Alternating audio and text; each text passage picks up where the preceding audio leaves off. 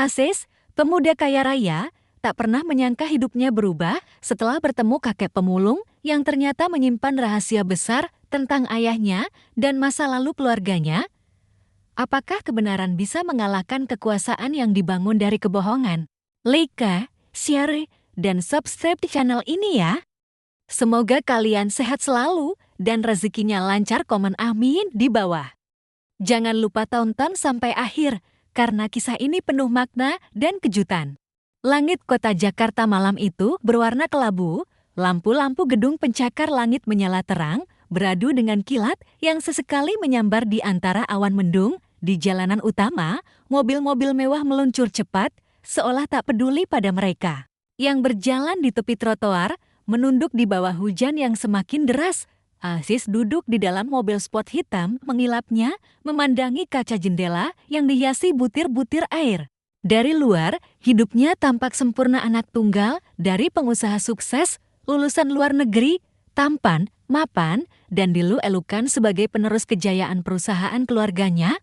Namun di dalam hatinya, ada kekosongan yang tak bisa dijelaskan, seperti gedung-gedung tinggi yang ia lewati, megah dari luar, namun sepi dalamnya. Pertemuan bisnisnya hari itu berjalan lancar. Ia baru saja menandatangani kontrak besar yang akan memperluas jaringan properti keluarga. Semua orang di ruangan tadi memberinya senyum, tepuk tangan, dan ucapan selamat, tapi Aziz tidak merasa bangga. Ia justru merasa semakin jauh dari dirinya sendiri. Untuk apa semua ini? Gumamnya pelan sambil menggenggam setir. Hujan turun makin lebat. Wiper mobil bergerak cepat, mencoba membersihkan pandangan yang semakin buram. Jalanan mulai padat. Di depan lampu merah, mobil-mobil melambat, lalu berhenti total. Aziz menurunkan kecepatan dan menghela napas panjang. Malam itu terasa begitu berat, meski tak ada alasan logis untuk merasa demikian. Lalu, tiba-tiba, matanya terpaku pada sesuatu. Seorang pria tua berjalan pelan di tengah hujan, mendorong gerobak kayu tua berisi karung-karung besar. Tubuhnya bungkuk, jas hujan plastik lusuh menutupi sebagian tubuhnya, wajahnya keriput, namun matanya tajam dan hidup. Ia berusaha menipi, namun satu karung jatuh ke jalan. Aziz spontan membuka pintu mobil. Klakson di belakangnya meraung-raung. Tapi Aziz tak peduli. Ia mendekat ke arah si kakek yang sedang memungut kembali karung plastiknya yang tergenang air. "Kak, hati-hati, jangan di tengah jalan," ucap Aziz setengah berteriak. Karena suara hujan, kakek itu menoleh. Mata mereka bertemu. Detik itu, dunia seolah berhenti. Ada sesuatu dalam tatapan sang kakek yang membuat jantung Aziz berdetak lebih cepat. Bukan karena takut, bukan pula karena iba, tapi karena wajah itu seperti pernah ia lihat. Di mana? Kapan? Kakek itu tidak bicara, ia hanya menunduk, mengangguk pelan, lalu mendorong lagi gerobaknya ke sisi trotoar. Aziz berdiri mematung. Hujan membasahi jas mahalnya. Klakson kembali terdengar. Supir-supir di belakangnya mulai berteriak kesal. Aziz tersadar, ia berlari kembali ke mobil, lalu menjalankan kendaraan perlahan. Namun pikirannya tertinggal bersama sang kakek di kamar. Apartemennya yang serba putih dan modern, Aziz tidak bisa tidur. Ia berdiri di depan jendela besar, menatap kelap-kelip lampu kota. Suara hujan masih terdengar samar dari luar. Wajah kakek itu kembali muncul dalam benaknya. Kerutan di dahi, garis di pipi, dan tatapan mata yang dalam. Begitu familiar. Aziz mengambil ponselnya, membuka galeri foto lama. Ia menggulir hingga ke folder milik ayahnya yang sudah meninggal 2 tahun lalu.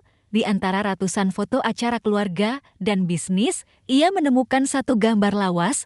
Sebuah foto jadul hitam putih menampilkan ayahnya yang masih muda, tersenyum di samping seorang pria tua. Pria itu mengenakan peci dan batik sederhana, tapi senyum dan matanya tak salah lagi. Aziz menjatuhkan ponsel ke tempat tidur. Itu dia, kakek tadi. Kenapa ayahnya pernah berfoto dengan seorang pemulung? Pagi harinya, Aziz bangun lebih awal.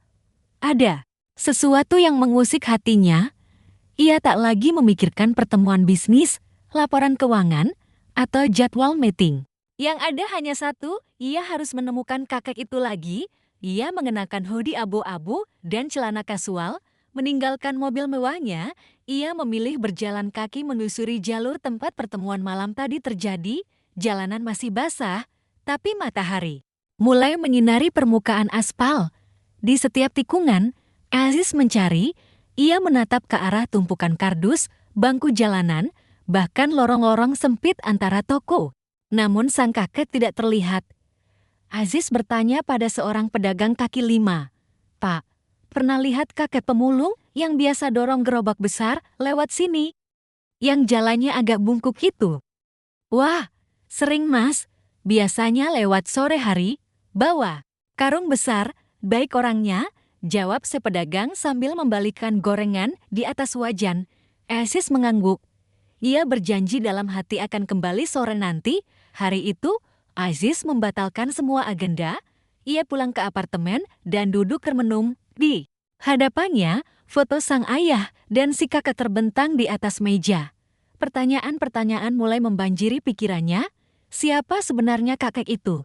Kenapa ayahnya tak pernah menceritakan? Dan kenapa mereka berpisah? Aziz merasakan ada benang merah yang mulai terbuka sedikit demi sedikit, tapi ia tahu benang itu kusut. Dan untuk meluruskannya, ia harus bersiap menghadapi kebenaran yang mungkin tidak mudah diterima. Namun satu hal sudah pasti, hidupnya yang selama ini terasa kosong. Kini mulai terisi oleh rasa ingin tahu yang datang dari masa lalu. Sore datang perlahan, menghapus jejak siang yang terik. Langit mulai berubah jingga, dan Aziz kembali berdiri di pinggir jalan tempat pertemuan malam itu terjadi. Langkahnya mantap, tapi hatinya gelisah. Ada harapan dan ketakutan yang bertabrakan. Di dalam dirinya harapan untuk menemukan kembali kakek itu dan ketakutan akan jawaban dari semua pertanyaan yang membebani pikirannya. Sejak semalam, ia berdiri di dekat tiang lampu, mengenakan topi dan masker. Bukan karena takut dikenali publik, tapi karena hari ini ia ingin menjadi orang biasa, bukan bos muda, bukan pewaris perusahaan, hanya seorang anak muda yang mencoba menyambung benang kenangan. Waktu berjalan pelan, Aziz memperhatikan tiap sudut jalan, tiap bayangan yang melintas, mobil-mobil berlalu, pejalan kaki datang dan pergi, namun sosok tua itu belum juga tampak. Hatinya mulai cemas.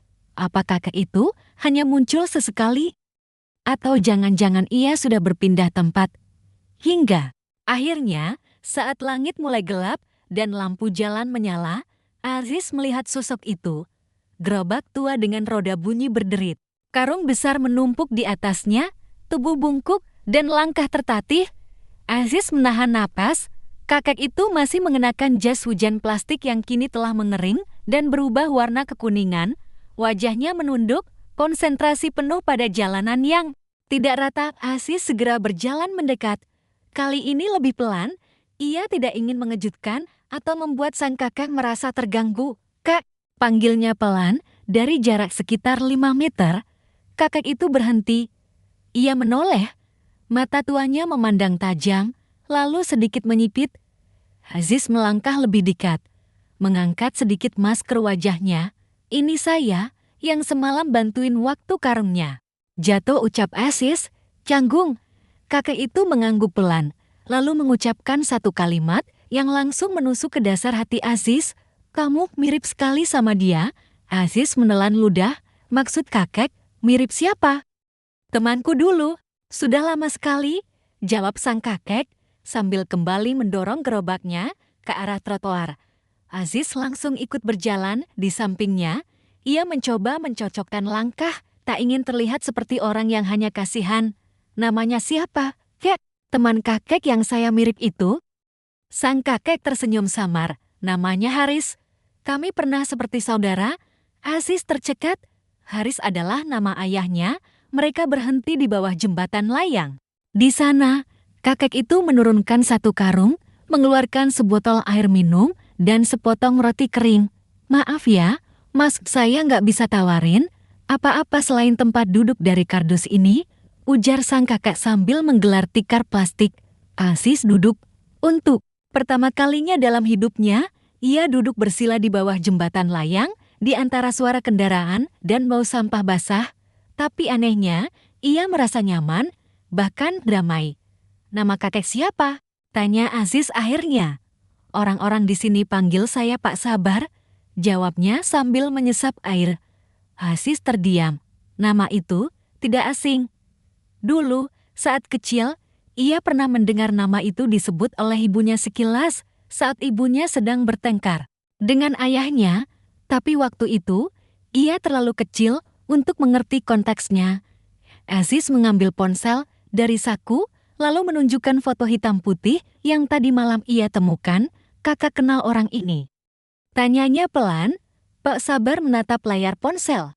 Tangannya bergetar, tatapannya berubah basah. "Itu, aku dan Haris, waktu kami masih berjuang bersama." Air mata menetes perlahan di pipi keriputnya. Aziz tak mampu berkata-kata. Selama hampir 1 jam, mereka duduk bersama.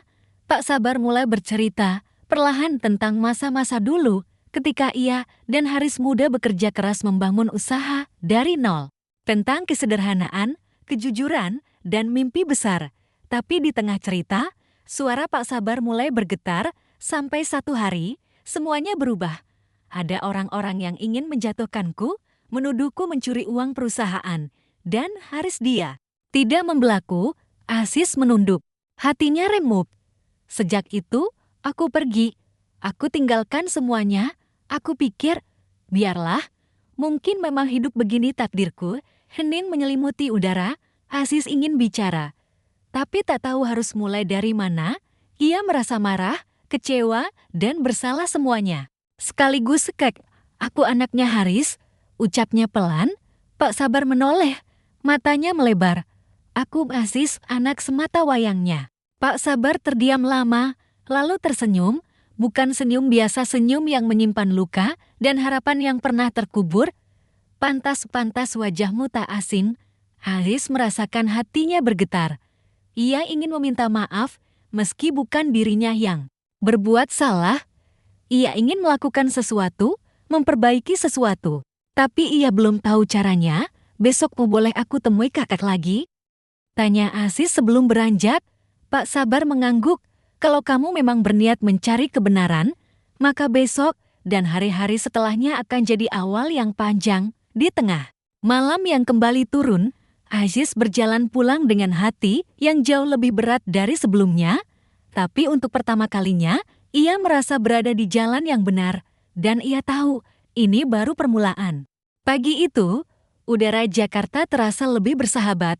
Matahari belum terlalu terik dan angin sepoi-sepoi menembus jendela mobil Aziz yang terparkir di seberang jalan, dekat pasar Lok di bawah jembatan layang. Ia menunggu, bukan untuk seseorang dalam jas mahal atau klan bisnis besar.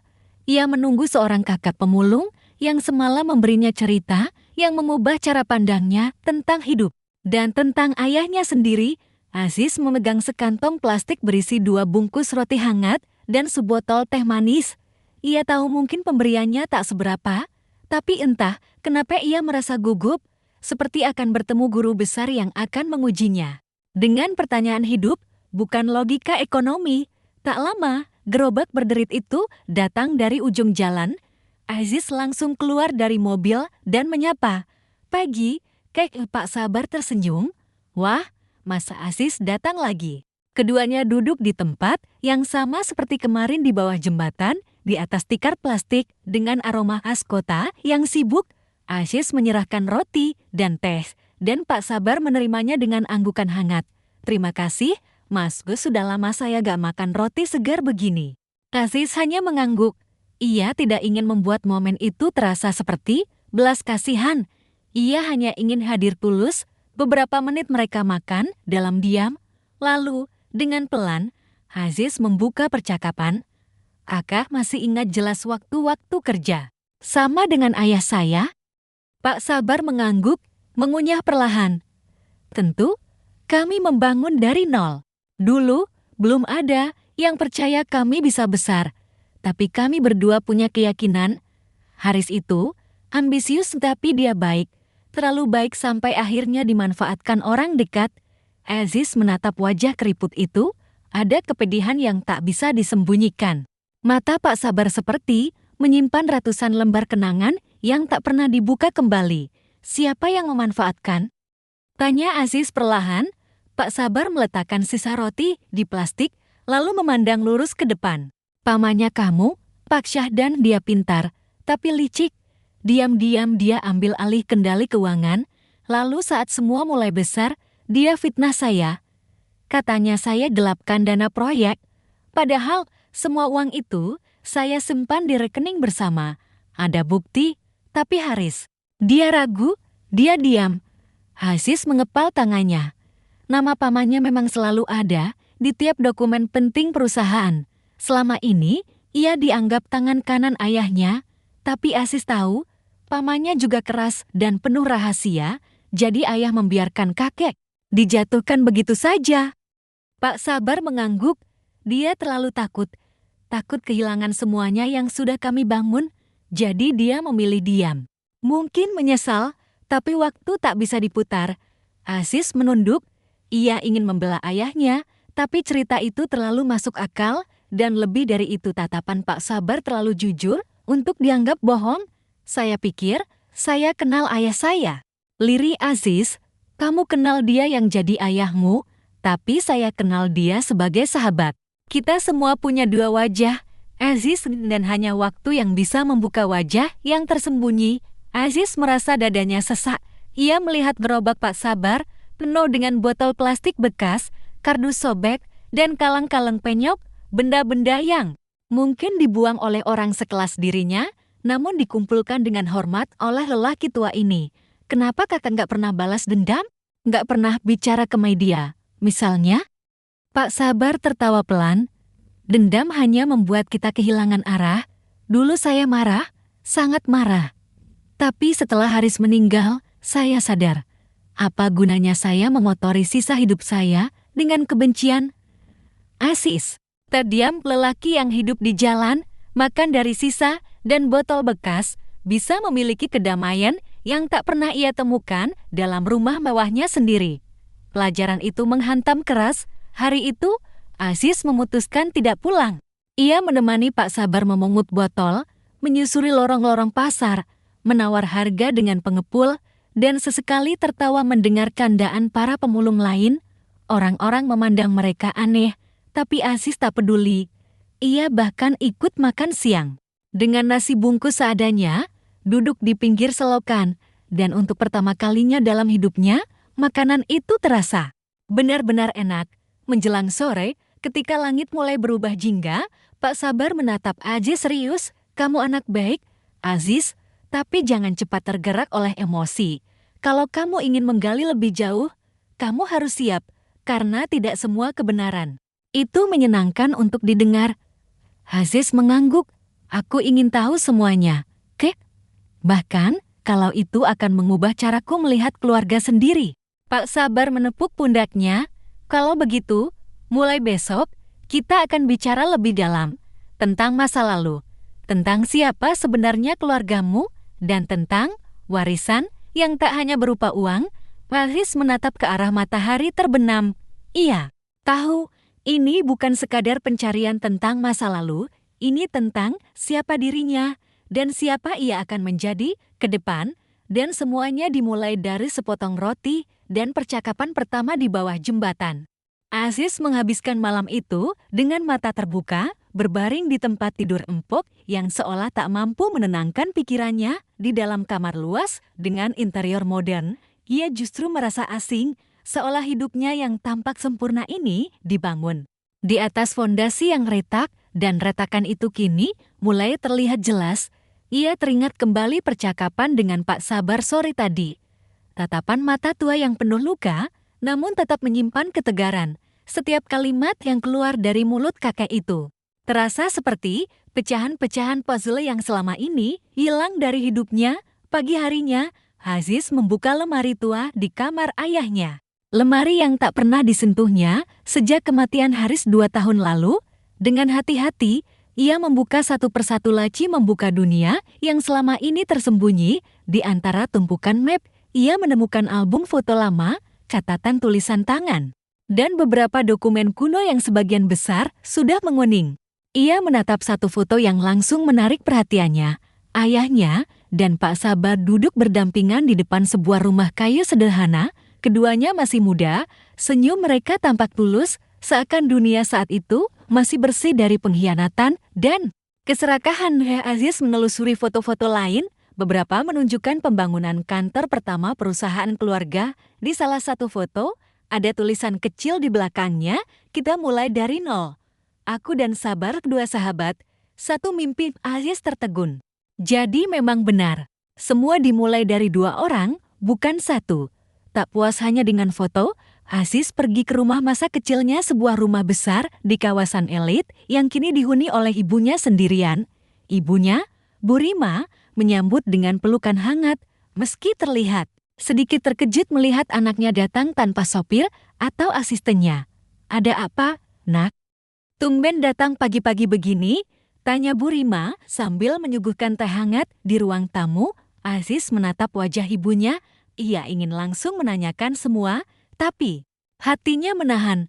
Ia tahu luka lama tak bisa dibuka paksa. "Aku cuma kangen suasana rumah dan ingin tanya sesuatu soal ayah." Mata Bu Rima langsung berubah. Ada cahaya rindu dan sekaligus kehati-hatian di sana. "Waktu kecil, aku pernah dengar ibu marah pada ayah. Sebut nama, Pak Sabar. Siapa dia sebenarnya?" Bu Rima menarik napas. Panjang jemarinya meremas cangkir teh. "Kenapa kamu tiba-tiba menanyakan itu?" "Karena aku bertemu dia, Bu," jawab Aziz pelan. "Dia hidup sebagai pemulung. Tapi dari ceritanya, dia bukan orang sembarangan." Bu Rima menunduk, lalu dengan suara pelan, namun jelas, ia mulai bercerita. "Pak Sabar itu dulu seperti keluarga sendiri. Ayahmu sangat dekat dengannya. Waktu kami belum punya apa-apa, Pak Sabar yang bantu cari pinjaman, cari tanah, bahkan bantu kerja fisik. Tapi saat perusahaan mulai besar, muncul kecemburuan dari pihak keluarga ayahmu sendiri, pamannya." Sela Aziz, Bu Rima mengangguk. "Pak, Syahdan selalu merasa tidak nyaman karena ayahmu lebih percaya pada orang luar ketimbang keluarga sendiri. Dan dari situlah mulai muncul fitnah. Mereka bilang Pak Sabar ambil uang perusahaan, padahal ayahmu sendiri tak pernah melihat bukti yang jelas. Tapi karena tekanan dari keluarga besar dan investor, ayahmu memilih diam." Aziz menggertakkan gigi, hatinya semakin sesak. "Ibu percaya Pak Sabar tidak bersalah?" tanya Aziz. "Ibu percaya dia orang jujur, tapi waktu itu semua terlalu rumit. Dan ayahmu, dia bukan orang yang kuat menghadapi tekanan. Dia baik, tapi takut kehilangan semuanya. Akhirnya, dia lepaskan sahabatnya sendiri." Bu Rima menatap putranya dengan tatapan pilu. "Kalau kamu bertemu lagi dengan Pak Sabar, sampaikan permintaan maaf ibu. Ibu sudah lama ingin mencarinya, tapi malu. Takut dia menolak bicara." Aziz menggenggam tangan ibunya. Dia tidak benci, Bu. Dia bahkan masih menyebut ayah sebagai sahabat. Sebelum pulang, Aziz sempat berbicara dengan asisten rumah tangga yang sudah bekerja sejak ia masih kecil, Mbok Sri. Wanita tua itu mengenal semua sejarah rumah itu, termasuk siapa saja yang pernah datang dan pergi. "Pak Sabar itu orang baik." "Mas Asih," ucap Mbok Sri sambil membersihkan vas bunga.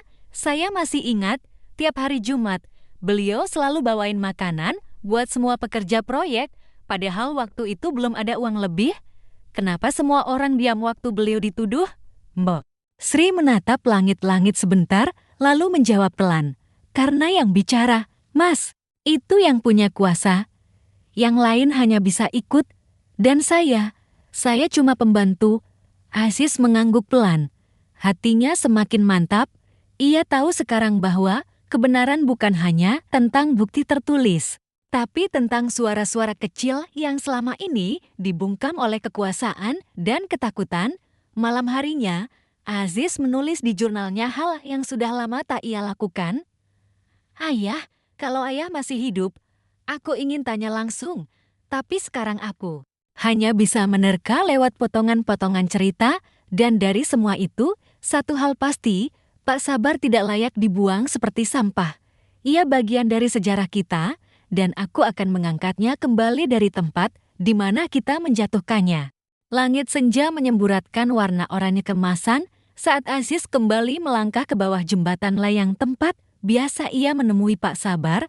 Hari itu, angin terasa lebih kencang, seperti membawa aroma nostalgia yang belum selesai diuai.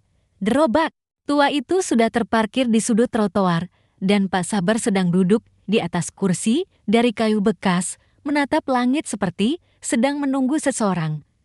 Aziz datang membawa 2 bungkus nasi padang dan 2 gelas kopi panas. Tapi hari ini, ia tidak datang hanya untuk berbagi makanan. Ia membawa kebenaran yang selama ini tersembunyi di lemari rumah masa kecilnya. "Assalamualaikum, Kek," sapa Aziz sambil tersenyum. "Waalaikumsalam, kamu datang lagi? Bawa kopi?" "Ya," ujar Pak Sabar sambil tertawa kecil. Aziz menyerahkan kopi dan duduk di sampingnya. Beberapa saat mereka menikmati senja dalam diam, ditemani aroma khas jalanan dan sesekali suara klakson dari jalan layang di atas. "Kak," ucap Aziz akhirnya, "aku sudah tanya ke ibu, juga ke Mbok Sri, yang dulu kerja di rumah. Semuanya bilang hal yang sama, bahwa kakek tidak pernah bersalah." Pak Sabar menatap Aziz pelan, lalu tersenyum samar. "Kalau semua tahu, kenapa diam?" "Karena mereka takut, karena mereka tidak berkuasa, karena suara kakak sudah diputus sebelum sempat bicara." Pak Sabar mengangguk pelan. "Itu luka yang tak pernah sembuh. Nak dituduh mencuri oleh orang yang aku jaga seperti saudaraku sendiri. Itu rasanya lebih dari sekadar pengkhianatan. Itu seperti kehilangan jati diri." Aziz menunduk. Ia membuka map kecil dari tas lempang yang ia bawa. Di dalamnya ada fotokopi dokumen perjanjian pendirian awal perusahaan yang ditandatangani oleh 2 nama, Haris dan Sabar. "Aku temukan ini di lemari ayah." Pak Sabar menatap kertas itu lama, sangat lama. Matanya bergetar. Ini salinan. "Pertama, aku pikir sudah dihancurkan," bisiknya. "Masih ada, Kek, dan aku yakin ini bukti bahwa kakak bukan sekadar tukang bantu proyek. Kakek adalah pendiri." Pak Sabar menatap langit, matanya berkaca dulu. "Kami sepakat kalau suatu hari kami berhasil, semua akan dibagi 2. Tapi saat fitnah datang, aku tidak diberi kesempatan menjelaskan. Aku datang ke rumahmu, tapi pintu tidak pernah dibuka, bahkan oleh Haris." Aziz mengepalkan tangannya. "Ayah diam, karena takut kehilangan segalanya." "Benar, tapi yang paling menyakitkan bukan kehilangan uang, bukan juga kehilangan posisi. Yang paling menyakitkan adalah kehilangan kepercayaan dari satu-satunya orang yang dulu memelukku saat aku jatuh." Hening melingkupi mereka berdua. Lampu jalan mulai menyala satu persatu, dan langit berubah menjadi ungu tua. Aziz ingin bicara, tapi tenggorokannya tercekat. "Maaf, Kek." Pak Sabar menoleh. "Kamu tidak perlu minta maaf.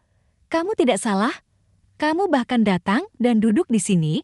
Itu lebih dari cukup." Aziz menatap mata tua itu. "Tapi aku gak mau berhenti di sini. Aku ingin semua orang tahu siapa kakek sebenarnya, bahwa kakek pernah jadi bagian penting dari sejarah perusahaan yang kini kami banggakan." Pak Sabar tersenyum. "Kalau kamu lakukan itu, kamu akan jadi musuh banyak orang, Nak, termasuk keluargamu sendiri." "Aku siap." Pak Sabar menepuk bahunya perlahan. "Kalau kamu yakin, aku akan bantu.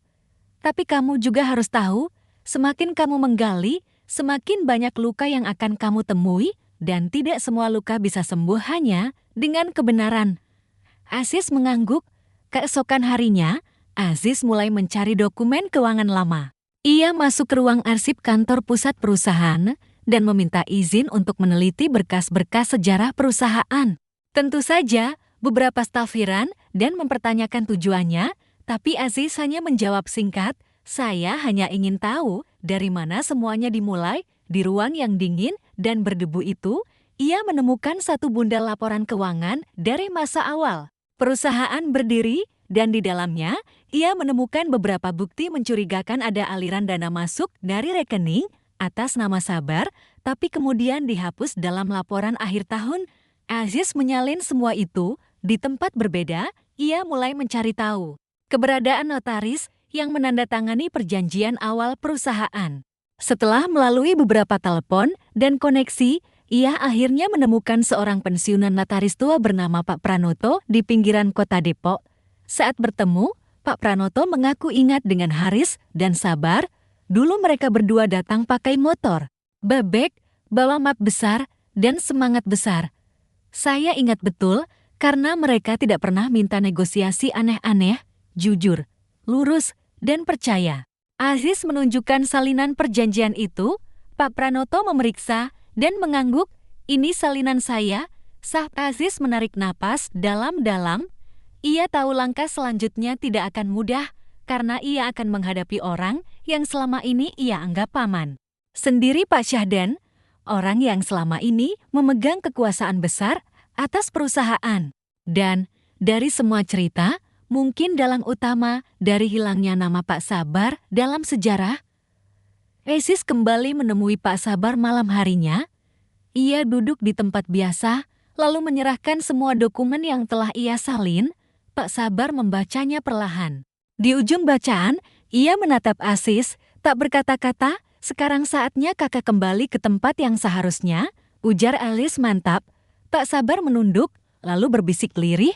Aku sudah tua, Aziz.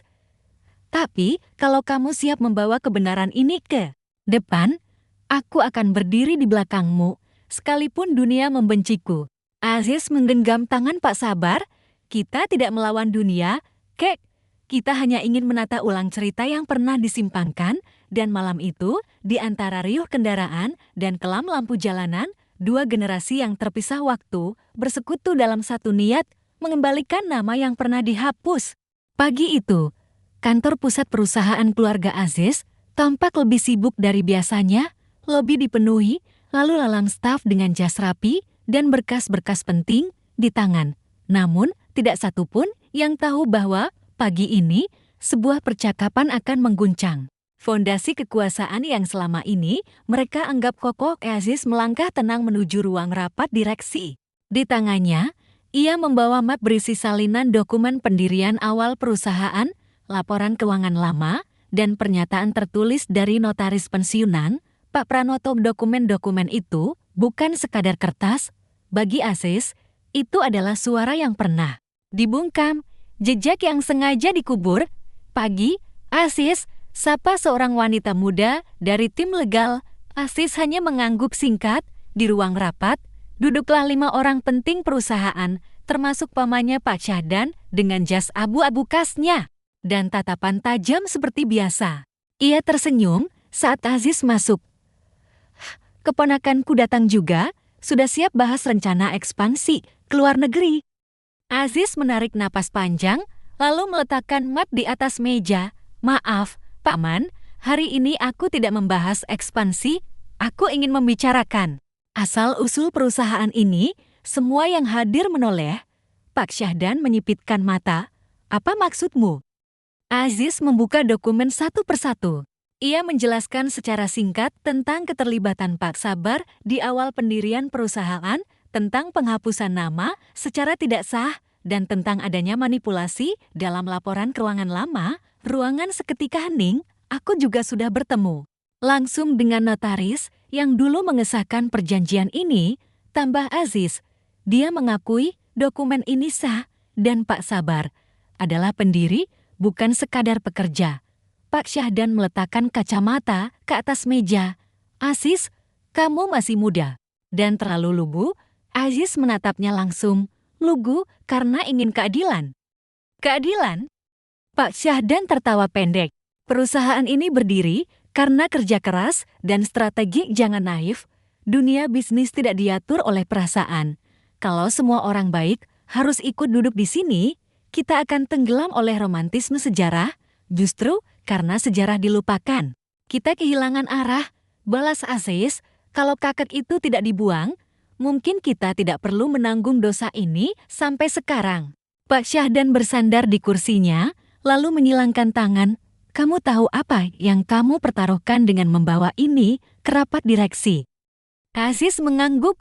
Aku tahu, reputasi warisan, mungkin jabatan, dan kamu rela kehilangan semuanya untuk seorang pemulung. Aziz menatap matanya, dingin namun teguh. Dia bukan pemulung, dia pendiri. Dan lebih dari itu, dia sahabat ayah saya, satu-satunya yang tidak meninggalkannya saat semuanya dimulai. Salah satu direktur lainnya angkat bicara. Seorang pria tua bernama Pak Joni yang telah lama berada di Dewan. Pak Syahdan, saya ingat nama Sabar di awal berdirinya perusahaan. Tapi tiba-tiba hilang. Waktu itu kami pikir dia keluar sendiri. Pak Syahdan menoleh tajam. Sudah cukup. Joni, jangan ikut terbawa suasana. Aziz berdiri. Kalau Dewan tidak mau mengakui perannya secara resmi, maka aku akan melakukannya secara pribadi. Aku akan mengembalikan sebagian sahamku sebagai bentuk penghormatan. Dan kalau perlu, aku akan bawa hal ini ke publik. Ruangan kembali sunyi. Paman Syahdan berdiri perlahan. Kamu tidak tahu permainan ini, Aziz, dan kalau kamu pikir kamu bisa menang melawan struktur yang sudah puluhan tahun berdiri, kamu salah besar. Aziz menatapnya dengan ketenangan yang tak dibuat-buat. Mungkin, tapi aku tahu satu hal, aku tidak ingin jadi kaya dari kebohongan. Beberapa hari setelah pertemuan itu, tekanan datang bertubi-tubi. Surat dari tim hukum, perusahaan, pesan-pesan ancaman anonim, bahkan manajer keuangan pribadinya tiba-tiba mengundurkan diri. Media mulai berbisik-bisik soal keretakan internal di perusahaan milik keluarga Haris. Aziz tidak gentar. Ia mulai mempublikasikan cerita tentang Pak Sabar dalam bentuk tulisan pribadi di media sosial tanpa menyebut nama perusahaan. Namun, cukup menggambarkan sosok yang dulu dilupakan. Tulisannya viral, ribuan orang membagikan kisah itu. Komentar demi komentar berdatangan, banyak yang mendukung, banyak pula yang mencibir. Namun satu komentar membuat Aziz terpaku. Saya dulu salah satu buruh proyek pertama. Pak Sabar sering kasih makan kami tiap Jumat. Saya kira beliau sudah lama meninggal. Terima kasih, Mas Aziz, sudah mengingatkan dunia tentang beliau. Aziz menatap layar ponselnya lama. Malam itu, ia menemui Pak Sabar seperti biasa. Wajah sang kakek terlihat tenang, meski mata tuanya sedikit redup. Kakek dengar soal pertemuanku dengan paman. Pak Sabar mengangguk pelan. Aku dengar dari orang-orang, katanya kamu bikin geger kantor. Aziz tersenyum tipis. Aku tidak menyesal. Tapi tekanan datang dari mana-mana. Kadang aku pikir, aku terlalu nekat. Pak Sabar menatapnya lekat. Kalau kamu tidak merasa takut, justru itu yang bahaya. Tapi kalau kamu melawan ketakutanmu, berarti kamu sedang tumbuh jadi manusia. Aziz terdiam. Pak Sabar melanjutkan dengan suara lirih. Dulu aku juga takut, tapi ketakutanku membuatku diam, dan dia membuatku kehilangan segalanya. Aziz menggenggam tangan tuanya. Kakek tidak akan diam lagi, dan aku juga tidak. Konflik ini telah meletus. Aziz tahu, langkah selanjutnya tidak hanya soal pengakuan, tapi soal keberanian mempertahankan nilai dunia yang ia kenal. Dunia bisnis yang penuh kemewahan, intrik, dan kekuasaan sedang bertabrakan dengan dunia yang ia temukan bersama Pak Sabar, dunia kejujuran, perjuangan, dan harga diri, dan ia berada di tengahnya. Hujan turun perlahan malam itu, menari di atas jendela kamar kerja Haris, yang kini telah berubah menjadi ruang sunyi penuh kenangan. Aziz berdiri di sana, memandangi rak buku tua yang belum pernah ia sentuh sejak ayahnya meninggal. Rasa penasaran menggiring langkahnya ke sana, seolah ada yang memanggil dari masa lalu. Tangannya menyentuh bingkai foto kecil di pojok lemari. Foto lawas itu memperlihatkan Haris muda dan seorang lelaki lain, Pak Sabar, berdiri di tengah sawah berlumur tanah, namun tertawa lepas di belakang bingkai. Aziz merasakan ada sesuatu yang mengganjal. Ia membuka penutup belakangnya dan menemukan sebuah amplop musuh tertutup rapi oleh lap merah tua. Di permukaannya tertulis dengan tinta hitam, "Untuk Aziz, jika kau ingin tahu segalanya." Tangan Aziz bergetar, hatinya berdegup kencang. Ia membuka perlahan dan menemukan selembar surat bertulis tangan. Tulisan ayahnya masih jelas, masih tegas.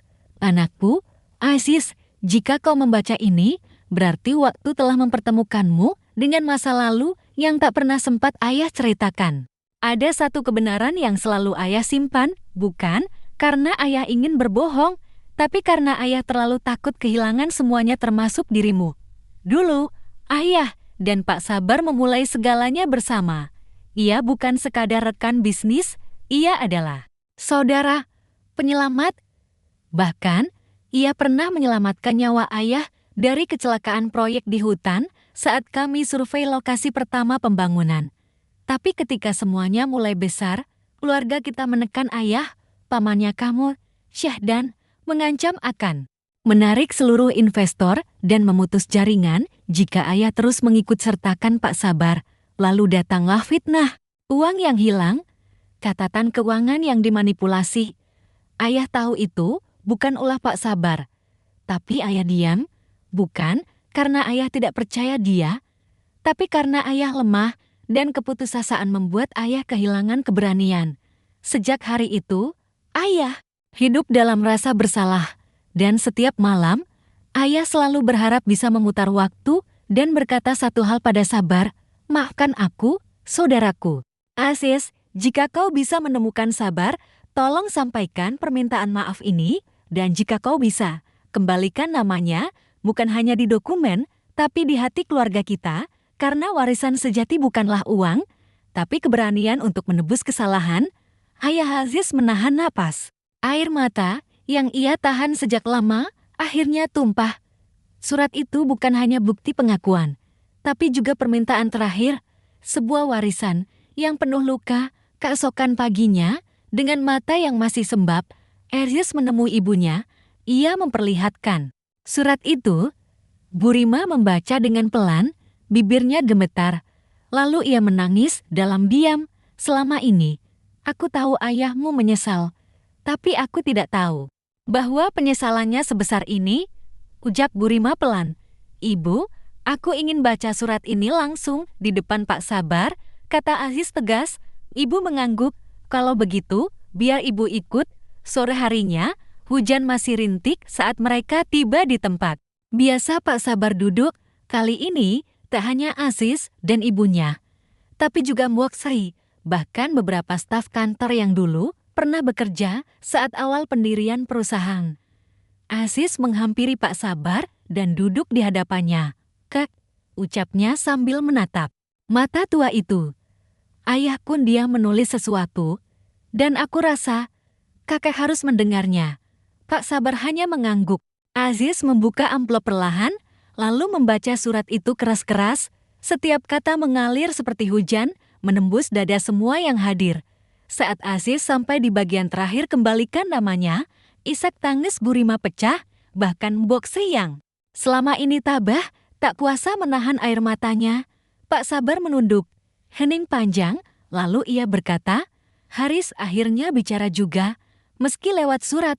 Haris menatapnya penuh haru. Sekarang, aku akan kembalikan semuanya. Kek, nama kakek, kakek, cerita kakek. Pak Sabar menghela napas panjang, lalu menatap langit mendung. Kalau begitu perjuangan ini belum selesai, karena kebenaran kadang harus diperjuangkan sampai darah terakhir. Beberapa hari kemudian, Aziz mengumumkan secara resmi di forum internal perusahaan bahwa ia akan mengembalikan porsi saham ke nama asli pendiri. Sabar. Ia juga memulai proses hukum untuk memulihkan catatan perusahaan, mencantumkan Pak Sabar sebagai founder. Tentu saja, tindakan itu membuat gempar. Pak Syahdan mengirim somasi, beberapa direktur keluar. Investor resah, namun Aziz berdiri tegak. Di konferensi pers pertamanya, ia berkata lantang, perusahaan ini besar bukan hanya karena uang, tapi karena kerja keras orang-orang yang dulu dilupakan. Hari ini, saya tidak hanya berbicara sebagai direktur utama. Saya berbicara sebagai anak dari seorang lelaki yang pernah membuat kesalahan dan cucu dari warisan kejujuran yang hampir terhapus. Lobi pengadilan niaga di Jakarta pagi itu dipenuhi wartawan. Kamera-kamera diarahkan ke satu sosok muda dengan jas abu-abu sederhana dan wajah tenang, Aziz Haris Pranata. Di sampingnya berdiri seorang lelaki tua dengan kemeja polos dan tatapan teduh. Pak Sabar. Dunia kini tahu siapa Pak Sabar. dan dunia tahu hari ini adalah hari penentu setelah serangkaian tekanan dari dalam dan luar perusahaan. Aziz memilih langkah berani mengajukan gugatan ke pengadilan niaga untuk mengembalikan nama Pak Sabar secara hukum sebagai pendiri bersama dalam perusahaan yang kini bernilai triliunan rupiah. Gugatan ini tidak hanya menyentuh ranah hukum, tapi juga mengguncang ranah moral bisnis dan sosial. Di sisi lain ruang sidang, duduklah Pak Syahdan dengan tim kuasa hukum dan ekspresi tajam penuh keangkuhan.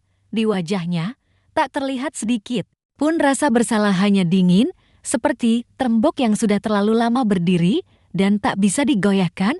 Sidang dimulai. Hakim mempersilahkan Aziz untuk memberikan pernyataan dengan tenang. Aziz berdiri, membawa secari kertas yang ia tulis malam sebelumnya. Yang mulia dan hadirin, perusahaan ini tidak berdiri di atas modal semata, tapi di atas keringat dan pengorbanan lelaki yang duduk di sebelah saya. Pak Sabar adalah sahabat ayah saya. Mereka memulai semuanya dari tanah kosong dan mimpi besar.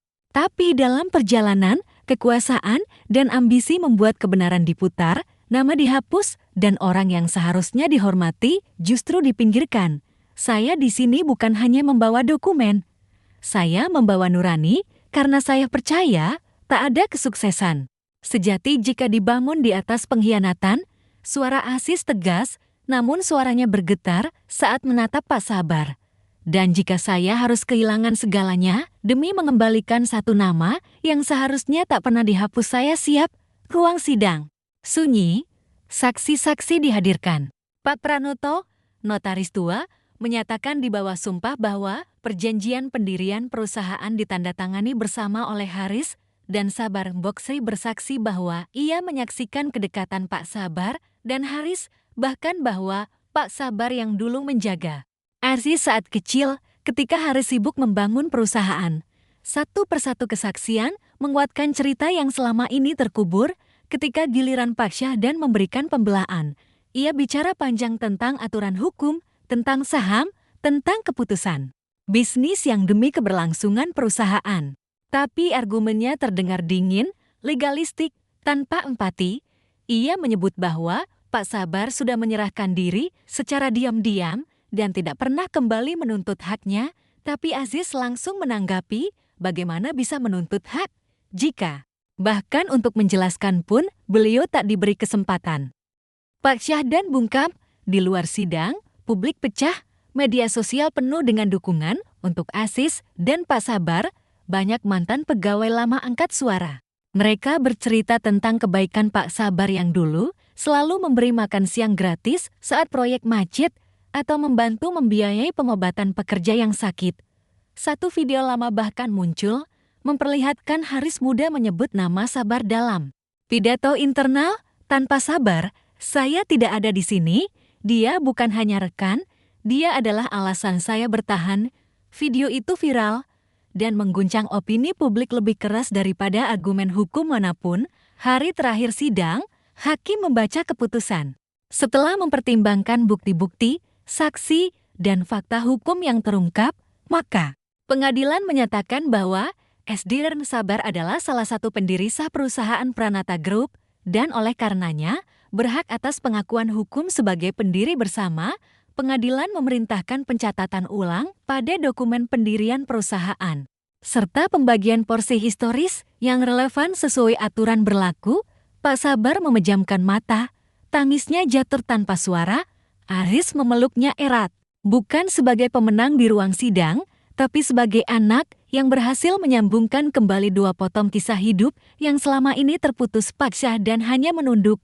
Kekalahannya bukan hanya di meja hukum, tapi di pengadilan nurani. Setelah sidang, Aziz menggelar konferensi pers singkat.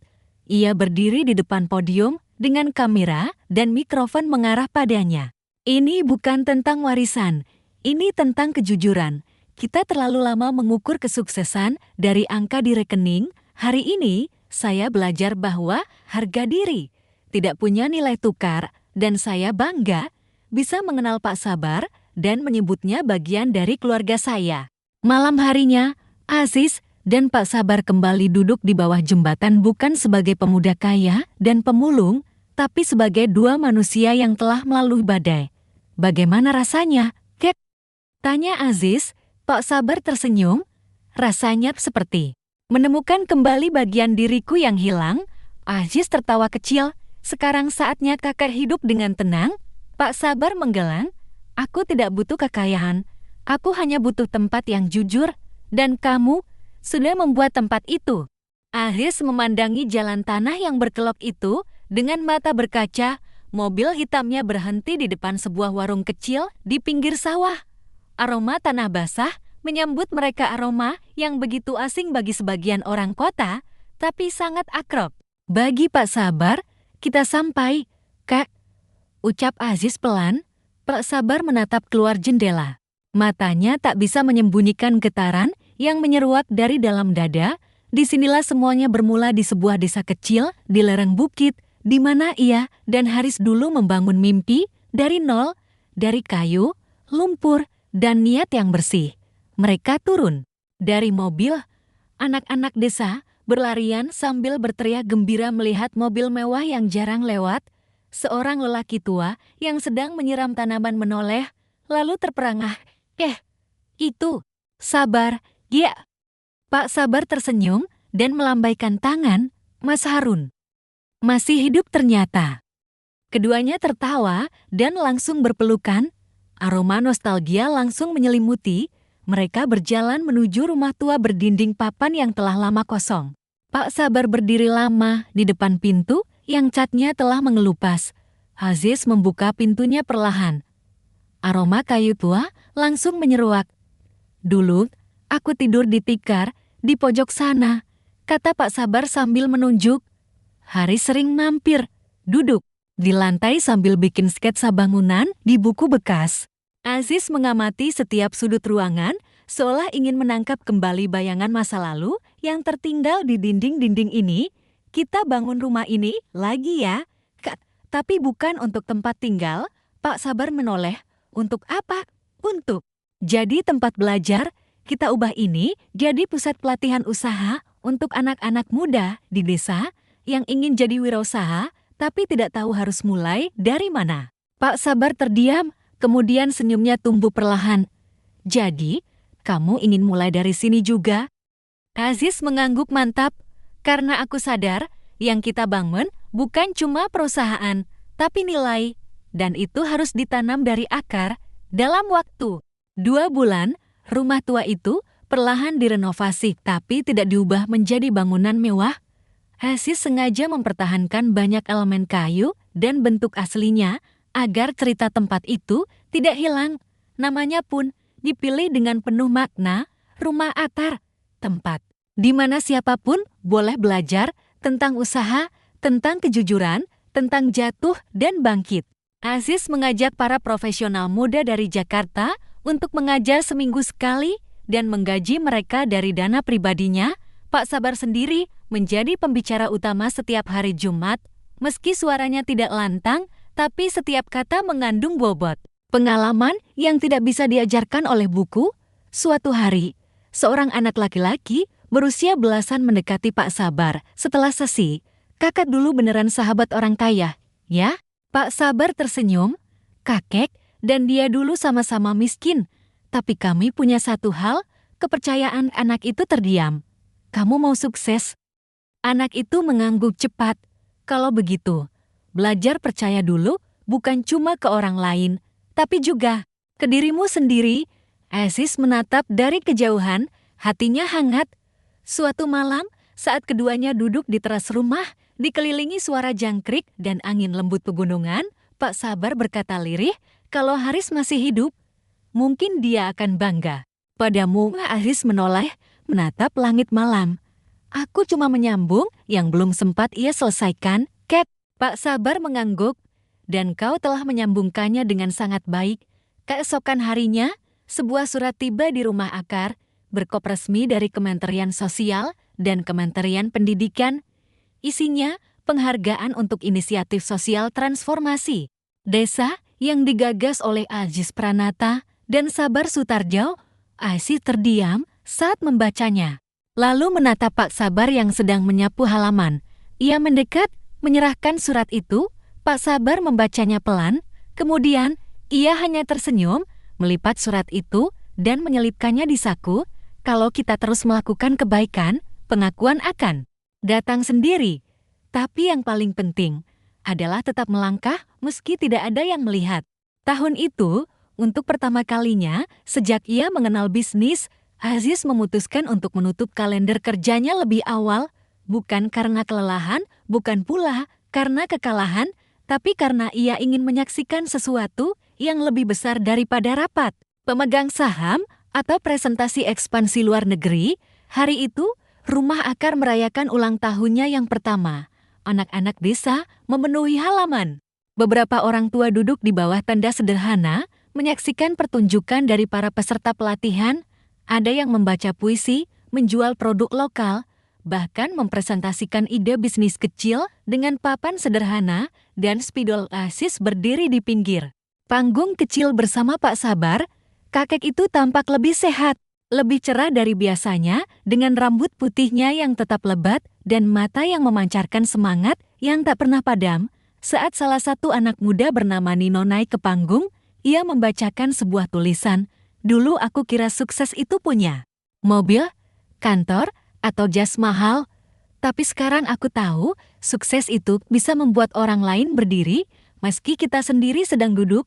Sorak-sorai membahana, Aziz menatap Pak Sabar dengan mata berkaca. Tanpa mereka sadari, 1 tahun terakhir bukan hanya menyelamatkan satu nama, tapi menciptakan ratusan nama baru yang kini berdiri di atas kebenaran dan kerja keras. Malam harinya, setelah semua tamu pulang, Aziz dan Pak Sabar duduk berdua di halaman belakang. Di atas mereka, bintang-bintang bertaburan. Aku pernah merasa hidupku hampa, Kek, ujar Aziz pelan. Mobil, kantor, uang, semua itu terasa kosong. Tapi sejak aku bertemu kakek, aku merasa seperti menemukan sesuatu yang hilang. Pak Sabar tersenyum. Kamu tidak kehilangan apa-apa, Nak. Kamu hanya belum pulang. Aziz menoleh. Pulang? Iya, jawab Pak Sabar lembut. Pulang ke nurani, ke tempat di mana kamu bisa menatap cermin dan berkata, aku tidak sempurna, tapi aku jujur, itu rumah yang paling penting. Aziz menunduk, air matanya jatuh tanpa suara. Beberapa bulan kemudian, sebuah kabar mengejutkan datang. Pak Sabar, lelaki tua yang telah menginspirasi ribuan orang melalui satu tindakan kebenaran, menghembuskan napas terakhirnya saat tidur di beranda Rumah Akar, dengan buku catatan terbuka di dadanya dan pena yang masih tergenggam. Aziz menemukan catatan terakhir itu saat matahari baru saja terbit. Di halaman paling akhir tertulis, jika aku tak lagi di sini, jangan tangisi tubuhku, tapi lanjutkan langkahku, karena jejak yang jujur tidak akan pernah hilang. Pemakaman Pak Sabar dihadiri ratusan orang, dari anak-anak kecil yang pernah belajar bersamanya, hingga mantan buruh proyek yang datang dari kota dengan naik bus semalaman. Beberapa karyawan tua dari Pranata Group juga hadir, membawa bunga dan tangis. Aziz berdiri di hadapan pusara sederhana itu dan berjanji, kakek tidak akan pernah jadi nama yang dilupakan. Kakek akan jadi akar dari semua mimpi yang terus tumbuh. Tahun-tahun berlalu, Aziz memutuskan untuk melepaskan sebagian besar sahamnya dan menyerahkannya ke yayasan pendidikan yang ia dirikan bersama nama besar Pak Sabar. Ia menolak jabatan direktur utama dan memilih menjadi pembimbing lapangan bagi pemuda-pemudi desa yang ingin membangun usaha. Namanya tetap terkenal, tapi kini ia lebih dikenal sebagai penggerak akar daripada anak konglomerat. Di sebuah buku biografi yang diterbitkan beberapa tahun kemudian, tertulis di halaman pertama, kisah ini bukan tentang seorang pemuda kaya, bukan pula tentang seorang kakek pemulung, tapi tentang dua jiwa yang saling menemukan di tengah keramaian dunia yang lupa arah. Mereka tidak membangun istana, tapi mereka menanam akar, dan dari akar itulah tumbuh harapan yang tak akan pernah mati.